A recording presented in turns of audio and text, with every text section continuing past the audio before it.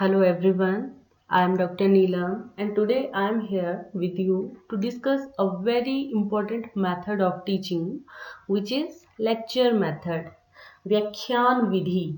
My dear students, lecture method will be same throughout all the teaching subjects you have in your B.Ed curriculum. Whatever your teaching subject is, mathematics, teaching of physical sciences, teaching of social sciences, teaching of English, Hindi, whatever.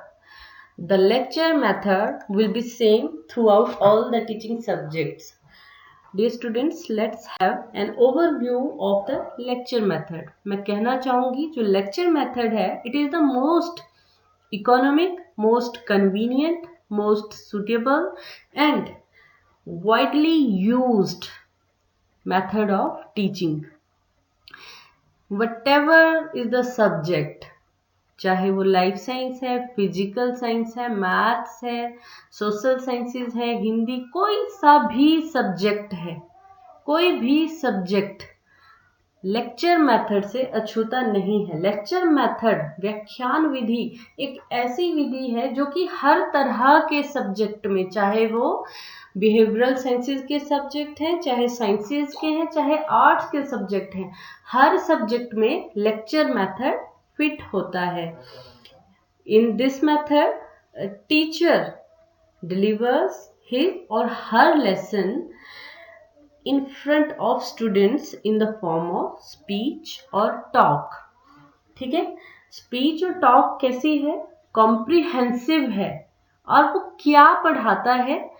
Here teacher explains some kind of facts, principles, theories, phenomena, कोई घटनाएं हैं, historical कोई movement है, history related और कोई concept है, हिंदी में आपको कविताओं का अर्थ उसने समझाना है, भावार्थ समझाना है, कुछ भी है, उसको वो क्या करता है? कॉम्प्रिहेंसिव वे में बट वर्बली स्टूडेंट्स के सामने प्रेजेंट करता है। लेक्चर मेथड को चॉक एंड टॉक मेथड भी कहा जाता है। ये इसका फेम नाम है, चॉक एंड टॉक मेथड। इसको चॉक एंड टॉक मेथड इसलिए कहा गया है क्योंकि इस मेथड में teacher hardly uses any scientific apparatus और any teaching aid except blackboard in the classroom. ठीक है, ब्लैक बोर्ड के अलावा, चाक बोर्ड के अलावा अध्यापक इस मेथड में किसी और इक्विपमेंट का, किसी और एक्सपेरिमेंटल सेटअप का, किसी और टीचिंग एड का इस्तेमाल बिल्कुल भी नहीं करता है। ठीक है, इसलिए इसको चॉक एंड टॉक मेथड कहा जाता है। बच्चों, लेक्चर मेथड में एक्टिव रोल प्ले करता है टीचर और जो पैसिव लिसनर्स का रोल प्ले करते हैं वो हैं स्टूडेंट्स। ये इसकी एक डिमेरिट भी है, पर इस मेथड में सिर्फ अध्यापक एक्टिव रोल प्ले करता है और स्टूडेंट जो है वो पैसिव लिसनर होके सिर्फ जो कंटेंट है उसको सुनते हैं और कभी कभार नोट्स जो है बना लेते हैं।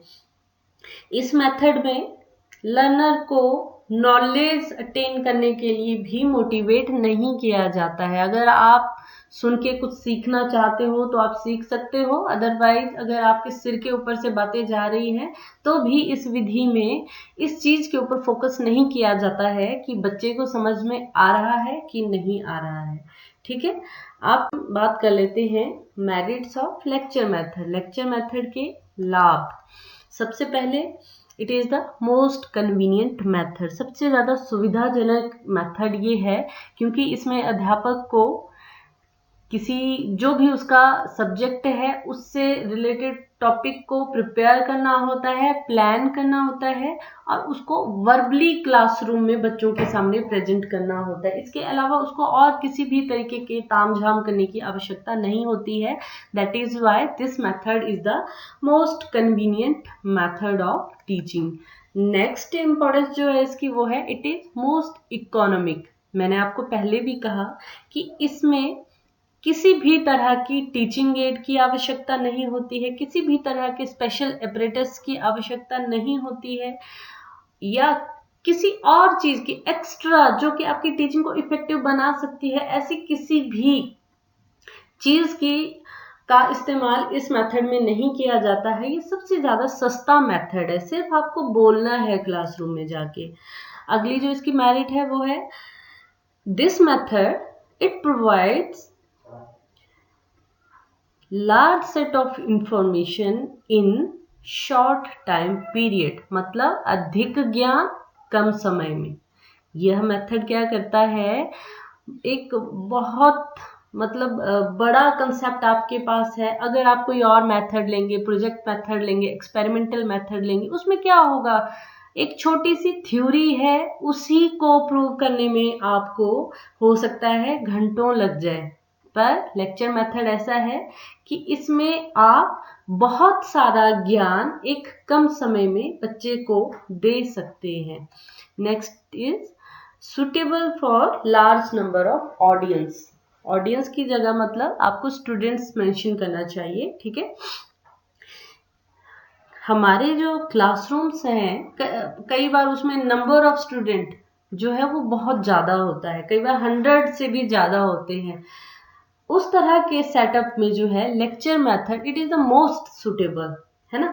बहुत सारे a number of students can be covered by this method at a time. हम 100 से ज़्यादा बच्चों को एक समय में पढ़ा सकते हैं। अगर हम किसी लेबोरेटरी मेथड से पढ़ाने की सोचें या एक्सपेरिमेंटल मेथड से पढ़ाने की सोचें, तो उसमें हमें सिर्फ छोटे छोटे ग्रुप्स को ही हम पढ़ा सकते हैं, जैसे 5 बच्चे एक साथ, 10 बच्चे एक साथ, ज़्यादा ज़्यादा 20 बच्चों का एक ग्रुप हम बना सकते हैं। इससे ज़्यादा बच्चों को हम उन विधियों द्वारा नहीं पढ़ा सकते हैं। जबकि लेक्चर मेथड में अगर आपके पास फैसिलिटीज हैं, then you can taught 100 of people at a time. Okay. Next is a suitable for higher classes. This method it is suitable for higher classes like you. बड़ी कक्षाओं में जो है लेक्चर मेथड जो है मोस्ट कन्वीनियंट है, क्योंकि आप देखेंगे आपका सिलेबस जो है, आपका करिकुलम है, ये ज़्यादा वास्ट होता है, टाइम पीरियड कम होता है। तो इस तरह की सिचुएशन में सिलेबस कवर करने के लिए जो है लेक्चर मेथड जो है बेस्ट मेथड है।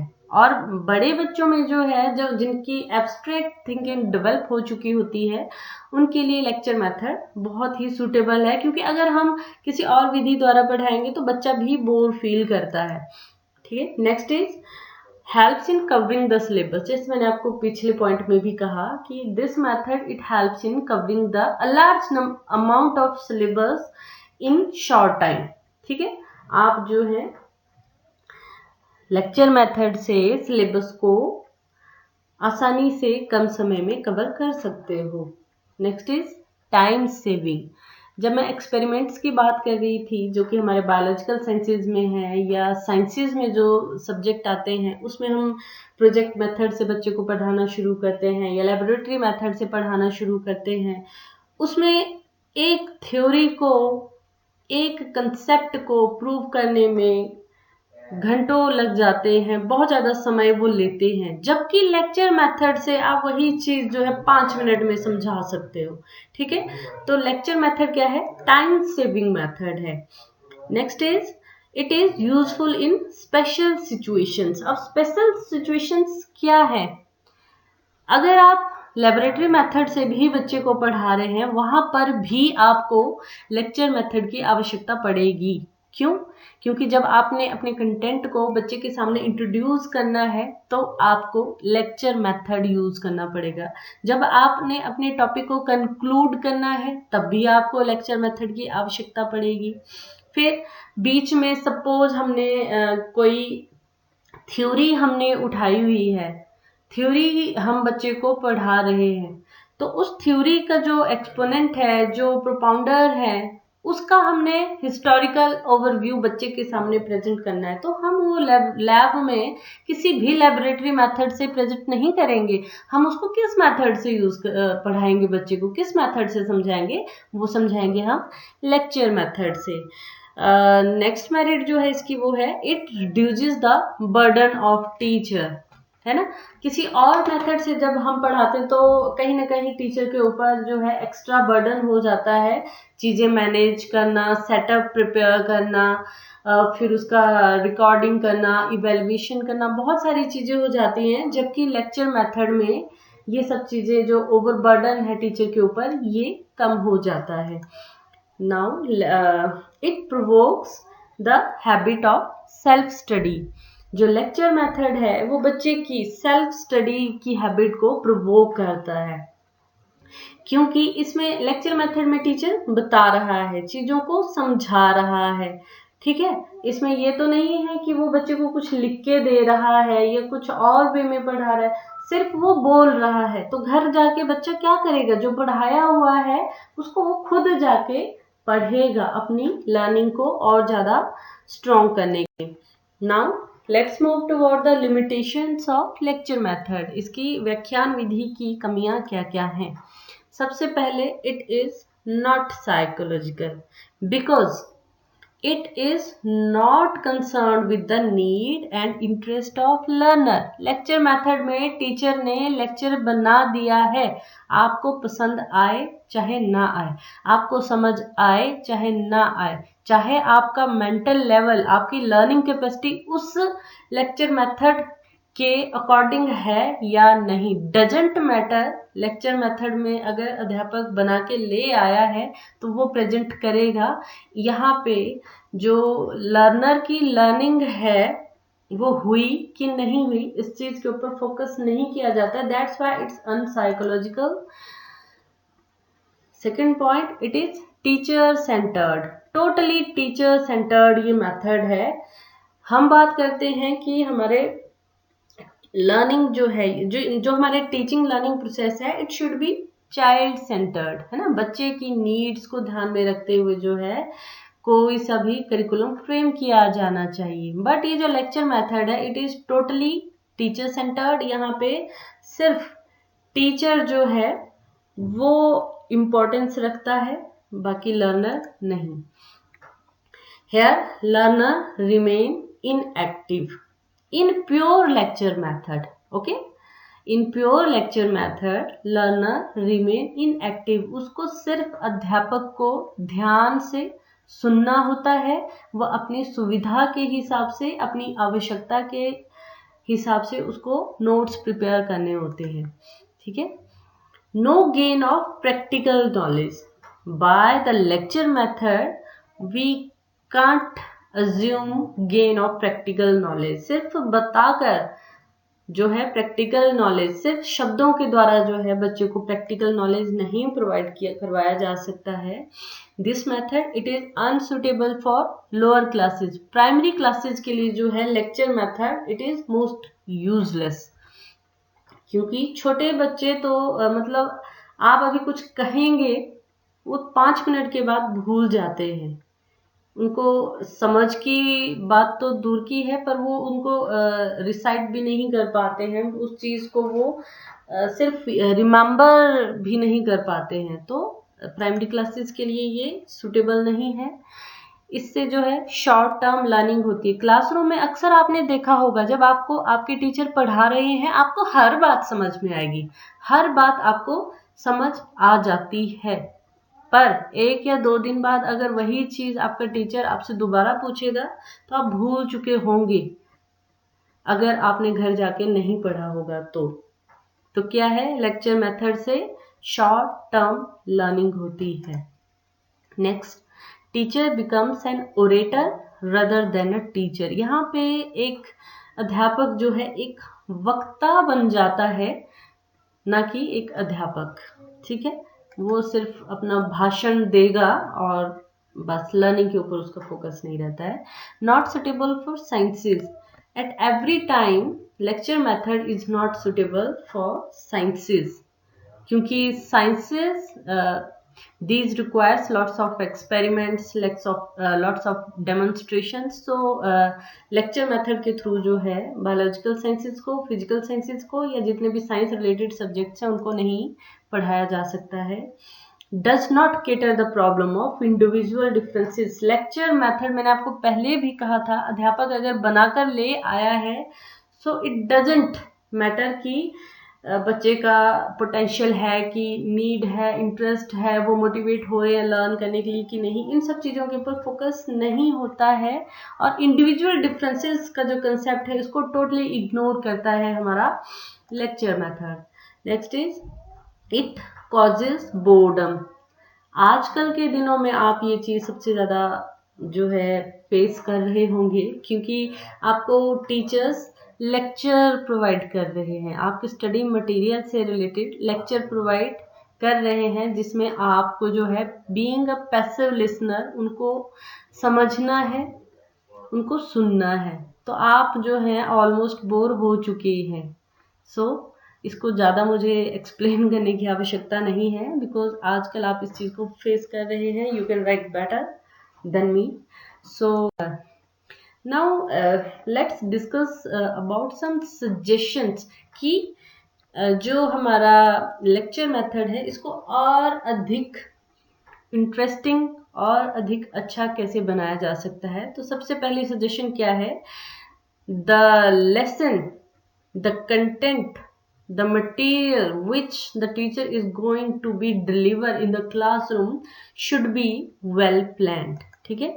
दूसरा जो है there should be use of some kind of teaching aids। ठीक है, प्योर लेक्चर मेथड में टीचिंग एड का कंसेप्ट नहीं है, पर हम क्या कर सकते हैं, उसमें ऐड कर सकते हैं उसको और ज़्यादा बेहतर बनाने के लिए। Third suggestion it is teacher should ask some kind of questions, content related questions time to time. ठीक है, ताकि बच्चा जो है एक्टिव रहे, ताकि उसके मतलब ध्यान इधर उधर ना बंटे, वो भी कंटेंट के ऊपर फोकस्ड रहे, इस डर से कि बीच में क्वेश्चन भी पूछा जा सकता है या उनको भी लगेगा कि हम भी इसमें रोल प्ले कर रहे हैं ना। तो क्वेश्चन जो है पूछे जाने चाहिए। एंड स्पेलिंग डिस्कशन के बहुत बहुत गलत हो गए हैं, सॉरी, पर यहाँ पर मेरी ये सजेशन रहेगी कि जो लेक्चर मेथड में कंटेंट रिलेटेड हेल्दी डिस्कशन होना ही चाहिए, है ना। उससे क्या होगा, लॉन्ग लास्टिंग लर्निंग होगी, बच्चा भी इंटरेस्टेड होके, मोटिवेटेड होके एक्टिव रोल प्ले कर पाएगा। So that's all for today. Thank you very much for listening me. Thank you very much.